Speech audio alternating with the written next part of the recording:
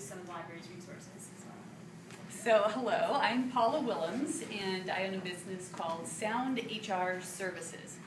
And I started out about a year ago and was actually at the same meeting as Leslie, where we went to the library and found out about these great resources. And I, kind of put that away in the back of my mind. Yeah, I love the library. I'm there like every week. You probably see me there all the time anyway. But I'd kind of forgotten about these services. So what I do, first of all, is I'm a human resources consultant. I help great businesses be great employers. So human resources is kind of a complex topic. It's really based on lawsuits and legislative action. There's just so much that businesses need to know in order to have employees. But small businesses don't necessarily know what they don't know. So I decided I would target small businesses that maybe have under 50 employees, because over 50 employees, they typically have someone on staff to do human resources for them.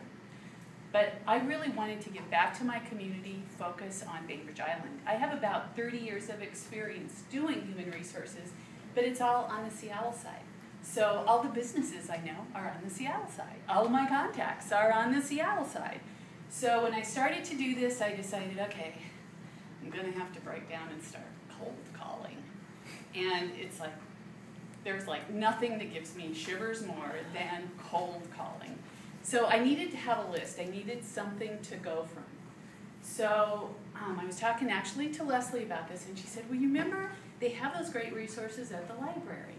Of course. So I went in, got my library card out, went into the database to try to remember how to pull up some of this data. Kind of worked my way through it. I got most of what I needed and decided I've got to go in. So I went in. Audrey was sitting there. She gave me about 5 minutes of her time, which gave me everything I needed. I went home. I put my list together. I've got a great list to call from. If I want to do a mailing, I've got addresses. Really, I've got what I need to get started. I was amazed, first of all, at the number of resources there were. I'm also amazed at the number of businesses there are on the island. I had no idea. And how successful some of them are. I mean, the amount of information you can get from these databases is just powerful. So with that, I'm going to turn it back over to you, and maybe we can look through how it works. Wonderful. Thanks so much, Paula. So that's, to me, I mean, that's exactly why I come to work in the morning. So I love to hear stories like that. Obviously, you're the expert about your business. So I'm going to show you some resources in general, and it's really exciting to me always to hear the ways that you come up with to use them. So feel free to educate me while we're doing this, and jump in at any time if you have a question. I'm sort of just going to step you through some of the databases that we have. I'm going to focus today specifically on cold calling, on collecting information on people, and then if we have time, talk a little bit more about marketing and targeting a particular demographic. But again, if you have questions, comments, you want to try something out in a slightly different way, please just jump in. Let's see. So, I would kind of like to get a little bit of a sense of where you guys are. How many of you are targeting individual people? How many of you, like Paula, are looking to find information on businesses? If you sort of want general demographic information, individuals, general. Yeah. Individuals. Mostly individuals. Businesses. Businesses? Okay. And you sort of... Nonprofits. Nonprofits. Okay. Individuals or businesses. And do you sort of have a sense of what your target demographic looks like, and you're just trying to pull up and find who those people or businesses are? Or are you also really doing a lot of searching still to figure out who might be interested in your product? Families with kids. Okay, so you've got yes, actually, sort of. There's a really interesting search that I will show you in Reference USA, which is the first database that we're going to talk about and the one that we'll spend most of our time in today. So to get to any of these databases, everything I'm going to talk about today is a Kitsap Regional Library resource. They can be accessed from anywhere with your library card. How many of you have a library card? If you don't, and I actually think that might have been all of you, but if you don't have a library card, you can now get one online and use it for the databases, so you don't even have to come in. You won't be able to check out books, obviously. If you do come in, then you can fix that out. But, all right, so all of the databases at KRL you're going to get to in the same way. This is a little bit convoluted, and I do have a handout for you if you want to pick it up on your way out as a reminder of how to get here. You're going to start at krl.org for everything. It's the library's homepage. It looks like this. These green tabs across the top, we're going to go to Information and Resources. And your first option is Research and More. This page is all of the databases that the library subscribes to about everything. To get to the ones that are going to be of interest to you specifically, we've got some categories here on the right-hand side. Everyone see where I am? And we're going to choose business, investments, and nonprofits. So now here we have a little list. And as you can see, there are quite a few that are targeted at you. We won't go through all of them today, but feel free to get in here and poke around. The one that I'm going to start with is right here, Reference USA.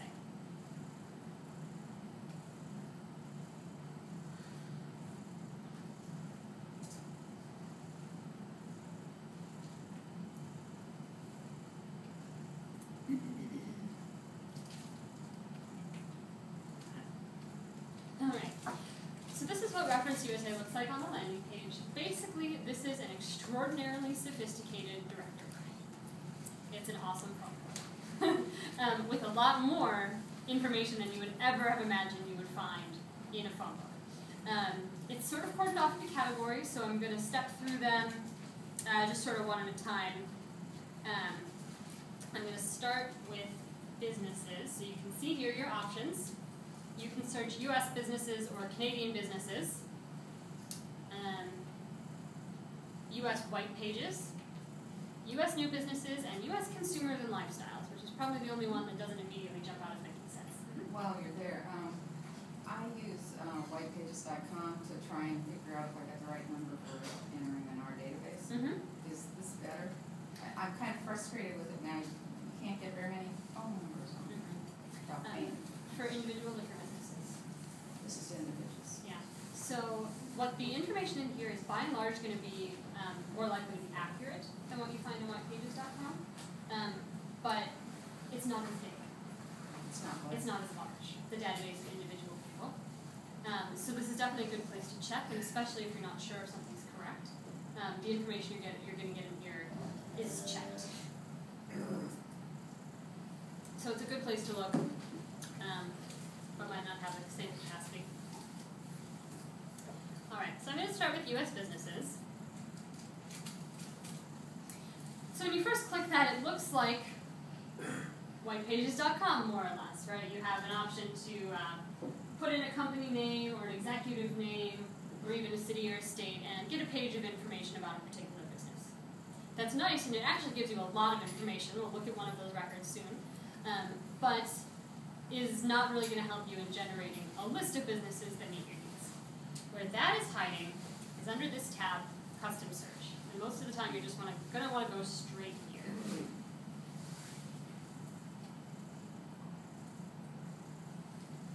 So, I mean, this is put out or licensed from Info USA, the company? Yeah, so Info Group, yes, is the one. I've paid $500 a year for access to information like this in the past, so that's fantastic. Thank you, yeah, absolutely. And there are still more products that are offered by this company than we've purchased. And also, you can't get access to email addresses here. You would have to purchase those if you want lists of email addresses. It doesn't look like those lists are that great anyway. They're pretty short. But yes, we try to give you good value. Yeah. Wonderful. All right. So here is what the custom search looks like. You have all these options here on the left-hand side. So if you want to do a search like Paula did, where you are looking for all the nonprofits with under 50 employees on the island, it's going to allow you to pull up a list of all of those people, of all of those businesses, including contact information, financial information, all sorts of goodies. So I'm just going to step you through first these search categories on the left so that you know what your options are in here. And you can just expand them one at a time. So the way that these work, you pop this open to expand it, and then you can click the box and it will add here to your search in the central panel. Company name and brands and products are, again, if you're looking for sort of a specific, you want information about company X or brand Y. There's a panel on executives. Again, if you know an executive name specifically, you can look at it here, but now we also start to get into some interesting categories.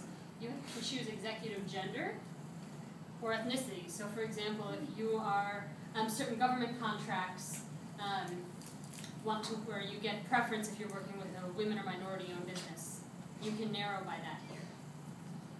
If you have some sort of product that you think will be, that you're targeting female executives, you can find that information here.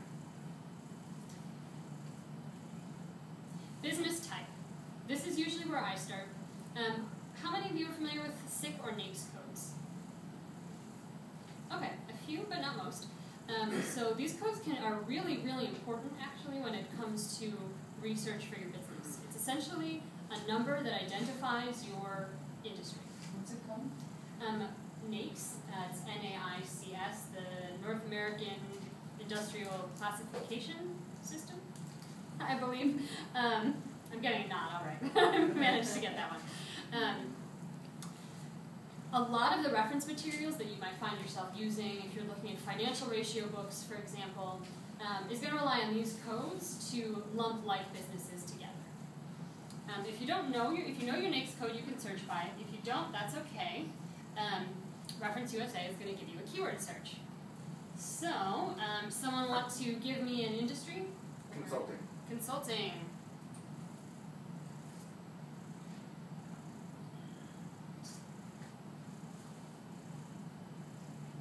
And we get no results. We're still loading. Okay. So there we go, consulting services. You might find, as you can see here, there might be several that are relevant to you. Maybe if you're in science, you want engineers consulting, and scientists consulting, and chemists, analytical, and consulting, etc. So you can choose a few of these, and all you got to do is give it that one click. It goes into the selected box, and now it's in your search. Okay, so we are going to keep that, and now we're going to add a geography option. So where do we want consulting services? On the island, in the greater Bremerton metro area, in the state? Kitsap County. Kitsap County. All right. So we can search by county.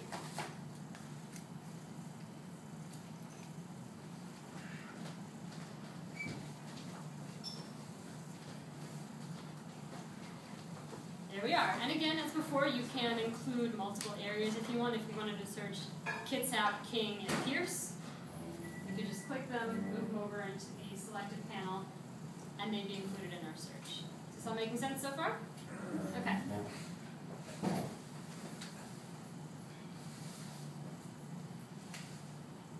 You can search by phone numbers. For example, if you're only interested in places that have a toll-free number for cold calling, you can make that selection here.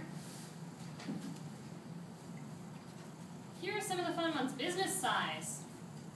We can search by number of employees or by sales volume, or by both. How many employees do we want in the list that we're generating? We're looking for a big company or a small company? Over 5. Over 5. All right. So now, over is the one thing that this search does not do particularly well, because as you can see, it gives you ranges.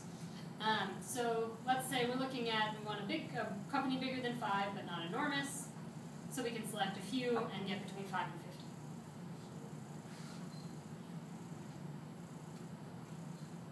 50. If you wanted, and I'll just pull this one up to show you, you can also search by sales volume. So that's going to be an and query. So it's 5 to 50 and yes. Yeah. whatever volume you specify. So what's actually happening here in the center panel, anytime you click something, it's added, and it's a big string of and queries. And it starts at the top and goes to the bottom. Things on the top happen first. And there's no way to adjust Make that. it or, yeah. That's just how it works.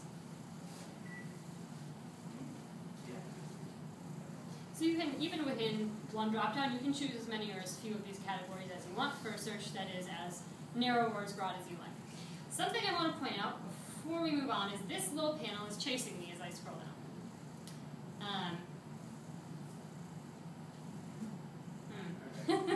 So, we're going to make some changes here.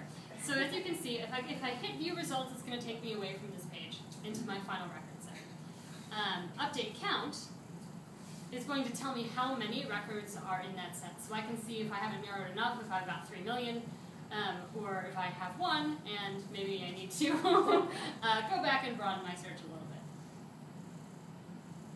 So, let's see. Let's try a different.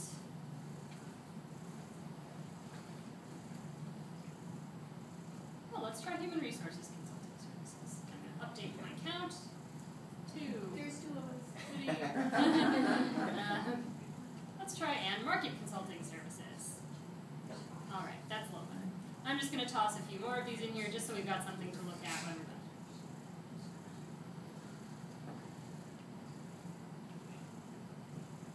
done. Okay, so as you see, every time I hit that, it's telling me how many are going to be in my final set, and that's just sort of a handy reference for you as you go along so you don't over-narrow or stay too broad. All right. You can also search by ownership data. So if you choose public or private here, you can choose only companies that are public or only companies that are private.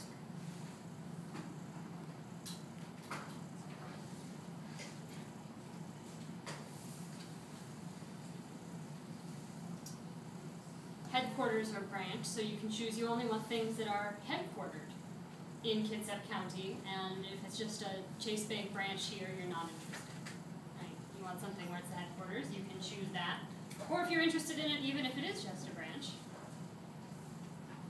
you can search by companies only that have a foreign parent, or you can exclude all companies with a foreign parent.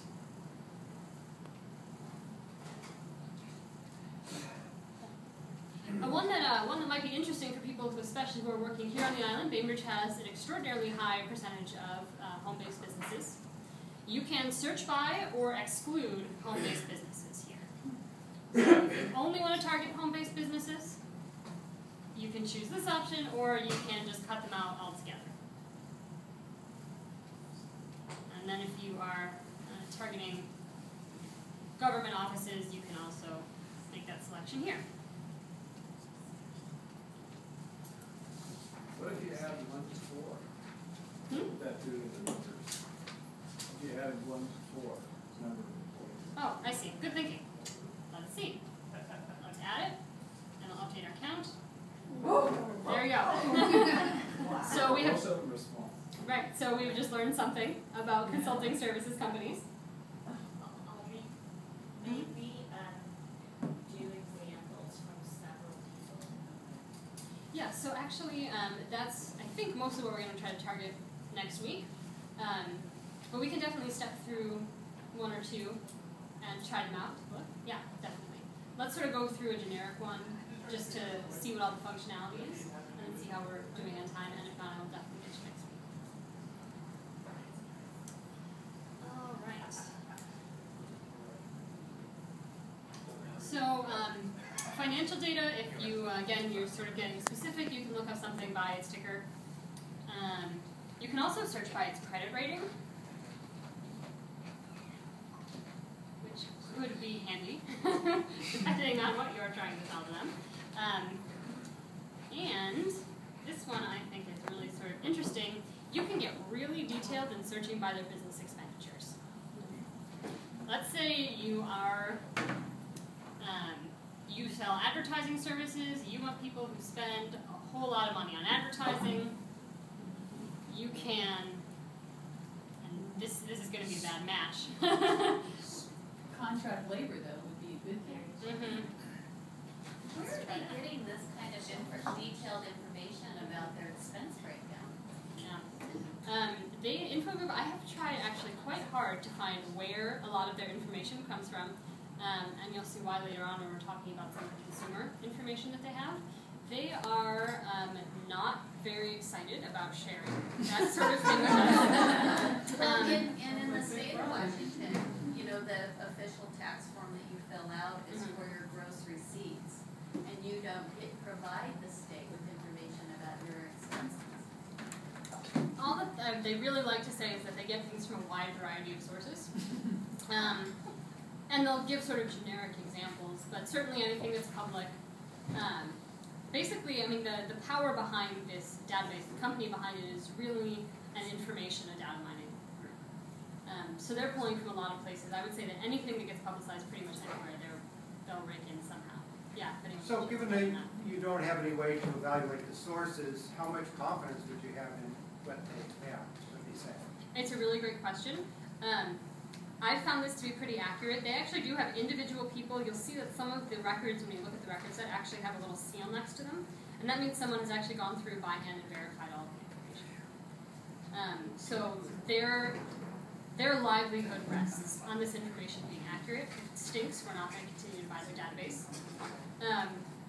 So I have found it to be pretty accurate in general, and so have most of the folks that I've worked with. That's the best assurance I can give you on it.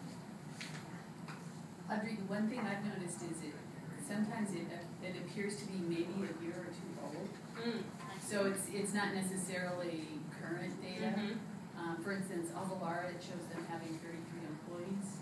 And maybe a year or two ago they did. Now they've got a lot more than that. So that's the one caution that I would say is that it may not be current.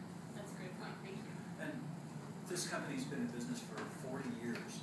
And they have 600 people on staff who do nothing but call. The problem is they have 25 million records.